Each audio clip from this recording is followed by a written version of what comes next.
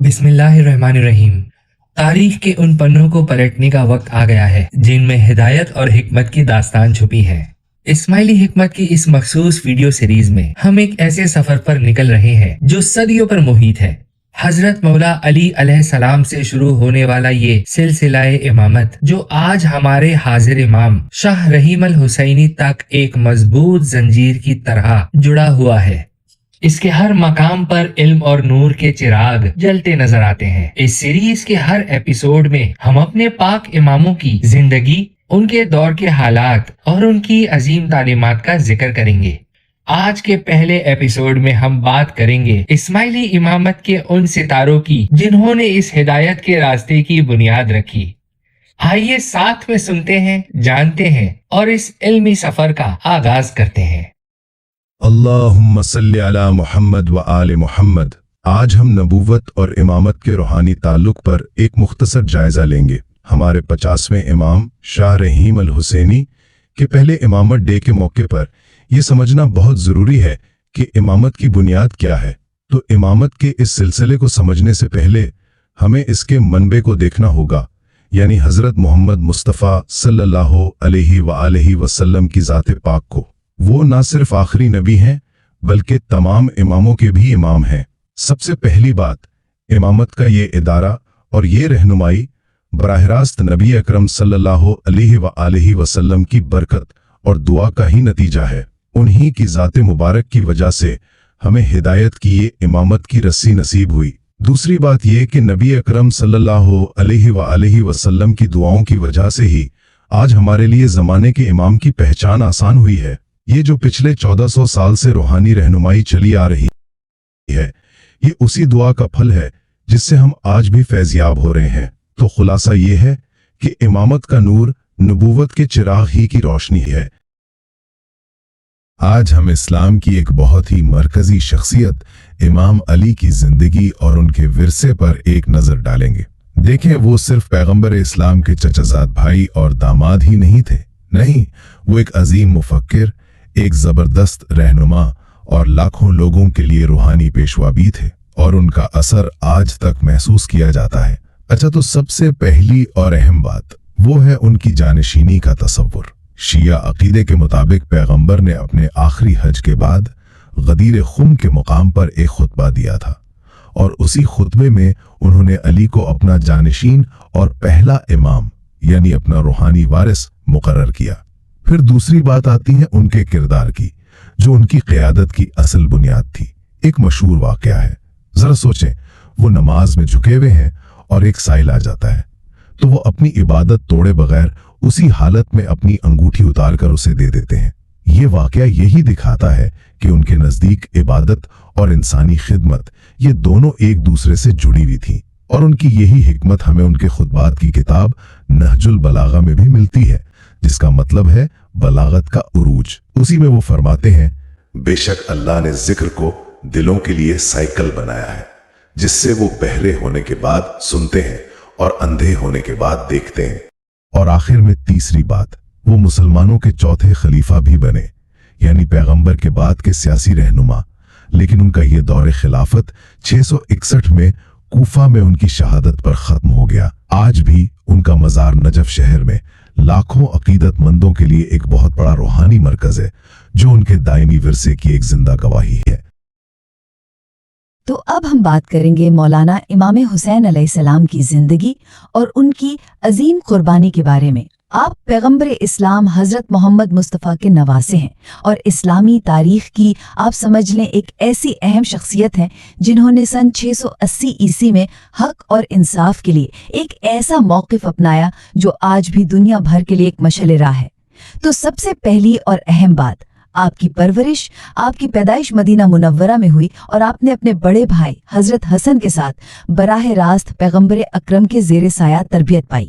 سوچیں، آپ کی والدہ پیغمبر کی لاڈلی بیٹی حضرت فاطمہ اور والد حضرت علی تھے، اور حضور کی آپ سے جو بے پناہ محبت تھی نا، اس کی تو کئی روایات موجود ہیں۔ دوسرا نقطہ ہے کربلا کا واقعہ۔ دیکھیے، سن 680 میں آپ اموی خلیفہ یزید کی جانشینی کی مخالفت کرتے ہوئے کوفہ کا سفر کر رہے تھے، لیکن کربلا کے میدان میں یزید کی فوج نے آپ کو اور آپ کے ساتھیوں کو روک لیا۔ اس جنگ کا انجام بہت ہی المناک تھا۔ آپ اور آپ کے خاندان کے زیادہ تر افراد شہید ہو گئے، لیکن آپ کے واحد زندہ بچ جانے والے بیٹے مولانا زین العابدین علیہ السلام کے ذریعے امامت کا سلسلہ آگے بڑھا، اور آخر میں آپ کی میراث یہ آج بھی زندہ ہے۔ کربلا میں جو آپ کا روضہ ہے نا، وہ آج دنیا کے سب سے زیادہ دیکھے جانے والے زیارتی مقامات میں سے ایک ہے۔ اپنے موقف کو واضح کرتے ہوئے آپ نے فرمایا تھا، اور اس قول پر غور کیجیے گا، ہم محمد کا خاندان ہیں، وہ جن کے پاس ان کا اختیار ہے، جنہیں ان کا امین اور وارث بنایا گیا ہے۔ لوگوں میں اس منصب پر کسی بھی اور سے زیادہ ہمارا حق ہے۔ تو خلاصہ یہ ہے کہ امام حسین کی قربانی ظلم کے خلاف حق پر ڈٹ جانے کی ایک لازوال مثال ہے۔ اب ہم بات کریں گے ہمارے تیسرے امام مولانا زین العابدین علیہ السلام کی۔ آپ کو عبادت کرنے والوں کی زینت کہا جاتا ہے۔ یہ مختصر سا جائزہ امام کی زندگی پر روشنی ڈالے گا۔ وہ جو کربلا کے سانحے کے بعد زندہ بچ جانے والے مولانا حسین علیہ السلام کے اکلوتے فرزند تھے۔ آپ نے اپنی پوری زندگی عبادت، علم اور دعاؤں کے ذریعے امت کی روحانی رہنمائی کے لیے وقف کر دی۔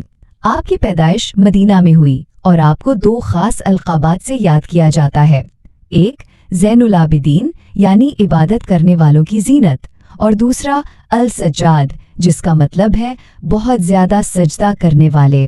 کربلا کے بعد آپ مدینہ واپس تشریف لائے۔ آپ نے سیاسی سرگرمیوں سے مکمل طور پر پرہیز کیا اور علم اور تقویٰ کا راستہ اختیار کیا۔ آپ کی سب سے بڑی روحانی میراث ہے صحیفہ سجادیہ۔ یہ صرف دعاؤں کا مجموعہ نہیں بلکہ خالق سے گفتگو کا ایک شاہکار سمجھا جاتا ہے۔ اس میں سے ایک خوبصورت دعا کا مفہوم کچھ یوں ہے: اے فکر کو دور کرنے والے، اے غم کو ہٹانے والے، اے دنیا اور آخرت میں رحم فرمانے والے اور دونوں جہانوں میں مہربان، محمد صلی اللہ علیہ وآلہ پر رحمت نازل فرما، میری فکر کو دور کر دے، میرے غم کو مٹا دے، میری حفاظت فرما اور میری مصیبت کو مجھ سے دور کر دے۔ 34 سال امامت کے بعد آپ مدینہ کے تاریخی قبرستان جنت البقیع میں سپرد خاک ہوئے۔ اب ہم بات کریں گے امام محمد الباقر علیہ السلام کی۔ آج ہم جانیں گے اس عظیم عالم کے بارے میں جنہوں نے ایک بہت ہی پرتشدد دور میں تلوار نہیں بلکہ علم کو اپنا ہتھیار بنایا، اور اسی علم سے امام شیعہ فکر کی بنیادوں کو ہمیشہ کے لیے مضبوط کر دیا۔ تو یہ سب ہوا کیسے؟ اچھا، سب سے پہلی بات تو ان کے لقب کو سمجھنا ہے۔ آپ جو 677 عیسوی میں مدینہ میں پیدا ہوئے، الباقر کے نام سے مشہور ہوئے۔ اس کا مطلب ہے علم کو آپ کہہ لیں کہ چیر کر اس کی گہرائی تک پہنچ جانے والا۔ مطلب انہوں نے علم کے جو مشکل ترین پہلو تھے نا، ان کو کھول کر سب کے لیے بالکل آسان بنا دیا۔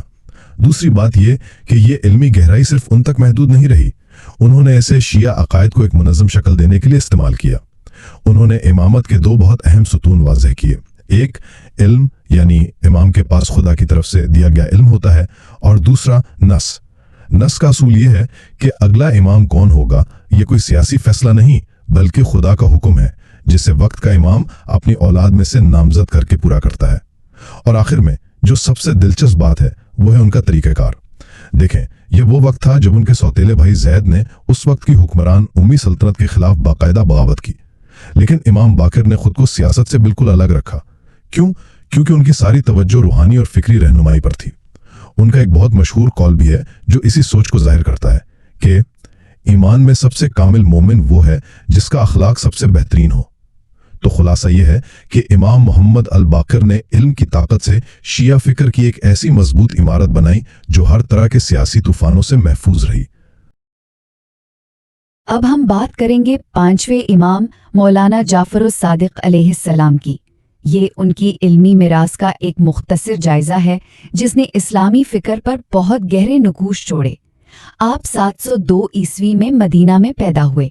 ذرا سوچئے، یہ وہ دور تھا جب ایک طرف امی سلطنت ختم ہو رہی تھی اور دوسری طرف عباسی خلافت شروع۔ ایک بہت بڑا سیاسی طوفان تھا، لیکن اس سب کے باوجود آپ نے اپنی توجہ مکمل طور پر علم کے فروغ پر رکھی۔ تو پہلی بات، آپ کا احترام عالمگیر تھا۔ آپ الصادق کے لقب سے مشہور تھے، جس کا مطلب ہے سچا یا قابل اعتماد، اور یہ صرف شیعہ حلقوں تک محدود نہیں تھا۔ سنی مکاتب فکر کے جو بانی ہیں جیسے امام ابو حنیفہ اور امام مالک، وہ بھی آپ کے علمی حلقے سے فیضیاب ہوئے۔ دوسری بات یہ کہ آپ نے فقہ اور روحانیت کی بنیاد رکھی۔ امامی شیعہ فقہ کو آپ ہی کے نام پر جعفری مذہب کہا جاتا ہے۔ ایسا کیوں ہے؟ کیونکہ آپ نے امامت کے اصولوں کو بہت وضاحت سے بیان فرمایا۔ ایمان کے متعلق آپ کا ایک بہت مشہور قول ہے کہ ایمان زبان سے اقرار کرنے، دل سے تصدیق کرنے اور اس کے اصولوں کے مطابق عمل کرنے کا نام ہے۔ خلاصہ یہ ہے کہ آپ کی قیادت میں علم کا ایک ایسا سنہری دور شروع ہوا جس کا اثر آج تک تمام اسلامی مکاتب فکر پر نظر آتا ہے۔ 765 عیسوی میں آپ کا انتقال مدینہ میں ہوا اور آپ کو جنت البقیع میں سپرد خاک کیا گیا۔